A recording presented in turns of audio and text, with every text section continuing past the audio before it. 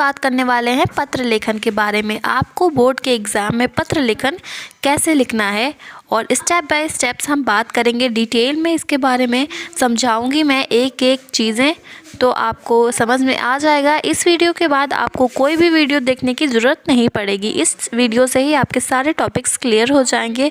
Video start करते हैं। सबसे पहले हम ऊपर कुछ लाइन लिखते हैं और नीचे कुछ लाइन लिखते हैं। उसके बाद बीच में हमारा कंडीशंस आ जाता है। मैं आपको बताऊंगी बीच में क्या लिखा जाता है और आप कैसे लिख सकते हैं, ऊपर क्या लिखेंगे और नीचे क्या लिखेंगे, और बीच में हमारे कंडीशंस होते हैं। तो मैं आपको स्टेप बाय स्टेप्स बताऊंगी कि आपको कैसे लिखना है डिटेल में। तो चलिए अपनी वीडियो स्टार्ट करते हैं। किसी भी कंडीशंस पे आ जाएगा तो आप उसे आराम से लिख लेंगे, आपको कोई भी प्रॉब्लम नहीं होगी। तो सबसे पहले देखते हैं, पत्र हमारे दो प्रकार के होते हैं, औपचारिक पत्र और अनौपचारिक पत्र।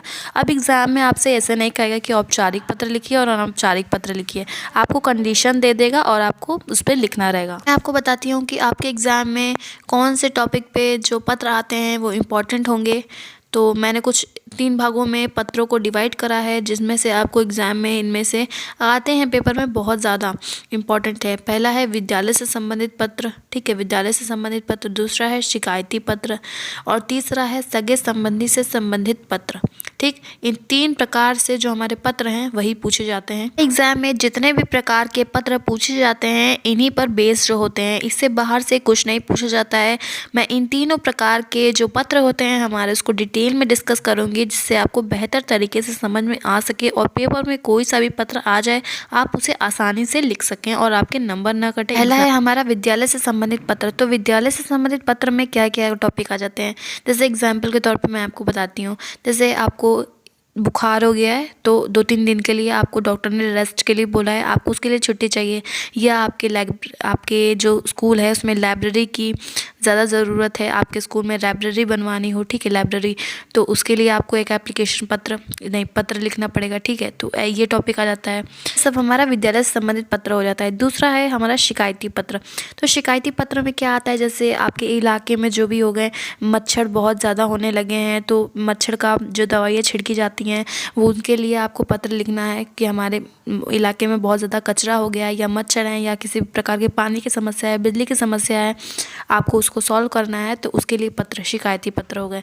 अब तीसरा है हमारा सगे संबंधी से संबंधित पत्र। तो इसमें कुछ इस प्रकार से हो सकता है, जैसे आपको आपका कोई दोस्त है, आपको उससे उपहार के लिए पत्र लिख सकते हैं, या आपकी रिश्तेदारी में कोई शादी पड़ी है तो आप उसके लिए पत्र लिख सकते हैं। इस तरह से हमारे किसी भी कंडीशन पे आ जाए तो आप आराम से लिख लेंगे। विद्यालय से संबंधित पत्र, मैंने यहाँ पे एक टॉपिक उठाया है, आपके चचेरे भाई के विवाह में शामिल होना है, अतः 2 दिन के अवकाश के लिए अपने विद्यालय के प्रधानाचार्य पर पत्र लिखिए।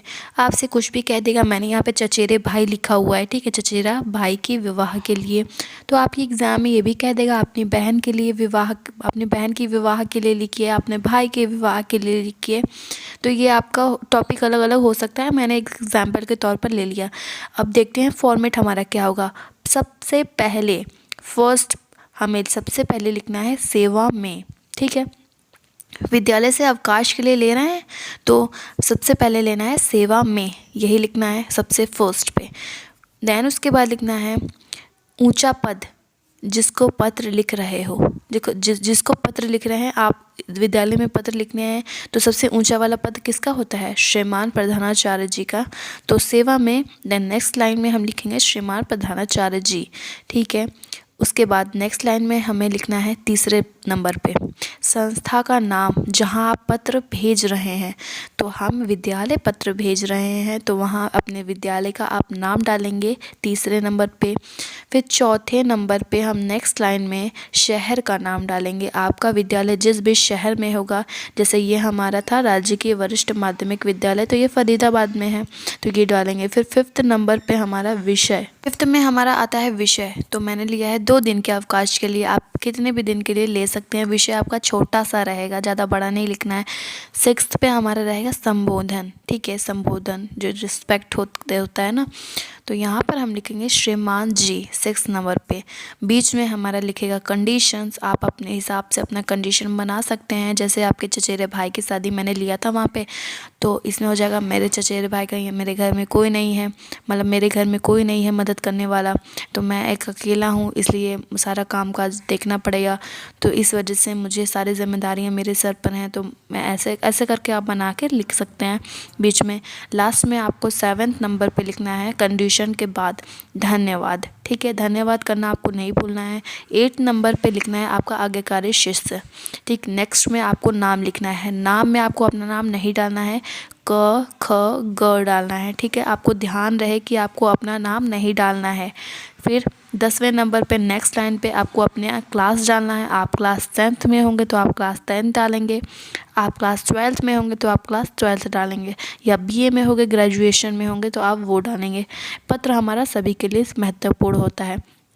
लास्ट में हमारा रोल नंबर पड़ेगा। ठीक है, नेक्स्ट लाइन में रोल नंबर, आपको अपना रोल नंबर नहीं डालना है, वहाँ पे अ ब स या ऐसा करके कुछ आप लिख सकते हैं। ठीक है, स ब क या एस, ठीक है, जो भी मैं बता रही हूँ आपको ऐसे लिखना है। पूरा फॉर्मेट यही रहेगा, पूरा जैसे लाइन बाय लाइन मैंने बताया, पूरा आपको ऐसे ही लिखना है। तो क्लियर हुआ? कमेंट करके ज़रूर बताइएगा। इतना तो क्लियर हो गया होगा। ठीक है, तो आप किसी भी टॉपिक पर आपको लिखने के लिए दे देगा तो आप आराम से लिख लेंगे। विद्यालय से संबंधित पत्र हमारा हो गया। अब हम देखते हैं अपना शिकायत से संबंधित पत्र। ठीक, शिकायती पत्र सेकंड वाला हमारा। तो यहाँ पर मैंने कुछ टॉपिक्स लिए हैं, जो आपको टॉपिक्स आपके एग्ज़ाम में अलग भी हो सकते हैं, ये पूछे गए हैं एग्ज़ाम में, तो मैंने कुछ उठाए हैं। स्टेशन मास्टर द्वारा किए गए अशिष्ट व्यवहार के विरुद्ध रेल मंत्री को पत्र लिखिए। नगर निगम में सफाई बनाए रखने के लिए स्वास्थ्य मंत्री अधिकारी को पत्र लिखिए। डाकिया की शिकायत के लिए डाकपाल को पत्र लिखिए। ठीक है, बिजली की अत्यधिक कटौती होने पर विद्युत अधिकारी को पत्र लिखिए। नेक्स्ट है हमारा आरक्षण पर अपने विचार रखते हुए संपादक को पत्र लिखिए। तो ये कुछ टॉपिक्स हैं। एंड लास्ट में हमारा एक और टॉपिक है बिजली के अत्यधिक कटौती होने पर विद्युत अधिकारी को पत्र लिखिए। ठीक है, तो ये कुछ टॉपिक्स मैंने उठाए थे जिससे कि आपको अच्छे से समझ में आ सके। ठीक, तो इन सब का फॉर्मेट एक ही रहेगा, कंडीशन हमारी अलग अलग रहेगी, तो उस हिसाब से हम अपना कंडीशन बीच में डालेंगे। तो फर्स्ट हमारा है, सबसे पहले हम क्या लिखेंगे? सेवा में। ठीक, सेवा में लिखेंगे। दूसरा नेक्स्ट सेकंड नंबर पे हम लिखेंगे ऊंचा पद, जिसको पत्र लिख रहे हो आप। ठीक है, जिसको भी पत्र आप लिख रहे हो, डाकिया को लिख रहे हो तो डाकिया लिखेंगे। ठीक है, तो हम यहाँ पर विद्युत अधिकारी जी को लिख रहे हैं तो हम लिखेंगे विद्युत अधिकारी जी। उसके बाद लिखेंगे हम संस्था विभाग का नाम। ठीक, जहाँ आप पत्र भेज रहे हो, विद्युत विभाग हमने डाला। उसके बाद हम लिखेंगे चौथे नंबर पे शहर का नाम, अपने शहर का नाम डालेंगे। हमने डाला है उदयपुर। 5वें नंबर पे हम डालेंगे विषय आपका, जिस भी विषय पर आप लिख रहे हो पत्र, उसको डालना है। हमने लिखा है बिजली की अत्यधिक कटौती के लिए हमने पत्र लिख रहे हैं। ठीक है, तो हमने यहाँ पर ये डाला है। 6ठे नंबर पे हमें संबोधन करके डालना है महोदय जी। बीच में हमारा कंडीशंस रहेगा। मैंने आपको पहले बताया बिजली की अधिक कटौती हो रही है, तो हमने उनको पत्र लिखा है कि हमारी बिजली बहुत काट रहे हैं आप लोग, तो उसको कटौती कम करिए, हमें बहुत प्रॉब्लम्स हो रही हैं, इस तरह से। ठीक, लास्ट में 7वें नंबर पे हमें लिखना है धन्यवाद, और 8वें नंबर पे लिखना है भवदीय या भवदिया। ठीक, जो भी महिला या पुरुष होंगे। तो 9वें नंबर पे हमें लिखना है क ख ग, नाम अपना। ठीक, अगर हम रियल में पत्र लिख रहे होंगे तब हम लिखेंगे, अगर आप एग्ज़ाम में आप पत्र लिख रहे होंगे तो आप नाम नहीं डालेंगे। 10वें नंबर पे आपका मकान नंबर या गली नंबर लिखना है। ठीक, हमने डाला है यहाँ पे एग्जाम्पल के तौर पर 218 गली नंबर 5। ठीक है, इतना आपको समझ में आया।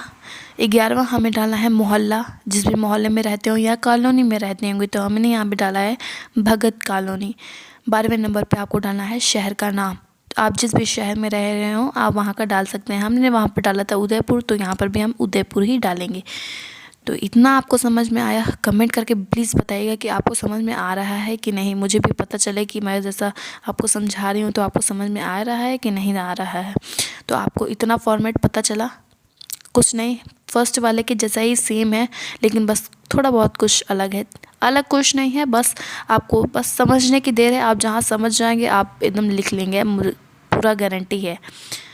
अब तीसरा है हमारा सगे संबंधी से संबंधित पत्र। ठीक है, यहाँ पर भी मैंने कुछ टॉपिक लिए हैं।